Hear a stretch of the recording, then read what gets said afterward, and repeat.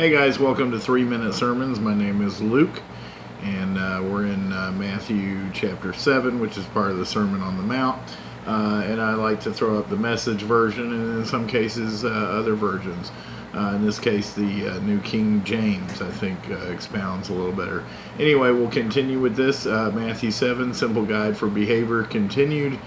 Chapter 6, don't be flipped with the sacred banter and silliness. Give no honor to God. Don't reduce holy mysteries to slogans.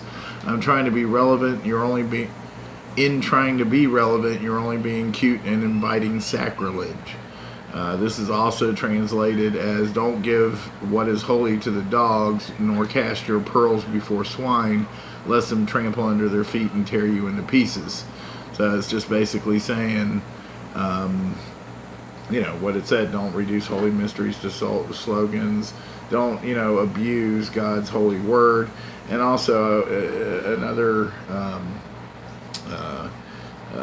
study on this, some people translate this to say, hey, if you try to witness to people and they just make fun of it or whatever, you just go the other way and shake your feet off or whatever. So that's kind of another take on that. But anyway, you get your own translation or your own perspective on things. Reading the Bible is the most important thing.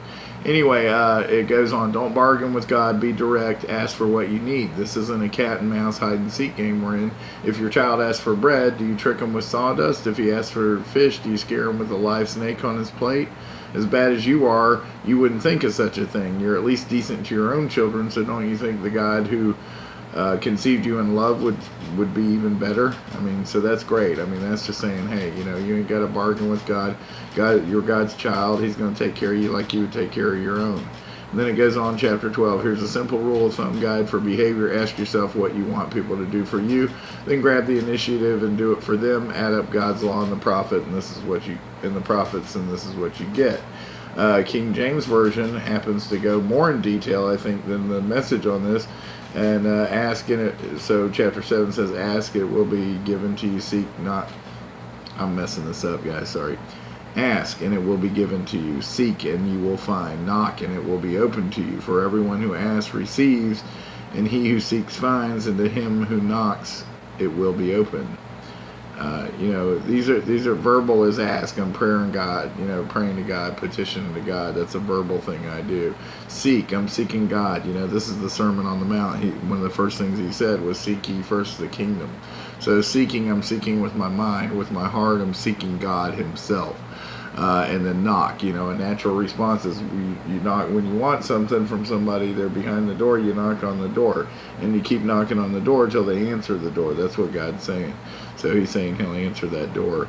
Persistent prayer, God loves to hear our prayers, simple prayers.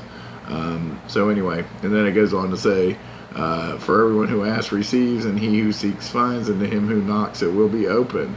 Or what man is there among you who, if his son asks for bread, will give him a stone, or if he asks for a fish, will give him a snake? If you then, being evil, know how to give good gifts to your children, how much will your Father in heaven give good things to those who ask him? Therefore, whatever you want men to do, do also for them, for this is the law and the prophets. And again, Jesus saying this is all summed up in the law, in the prophets, and of course, fulfilled by him. So, once again, we went 40 minutes over. Sorry about that, guys. Have a blessed day.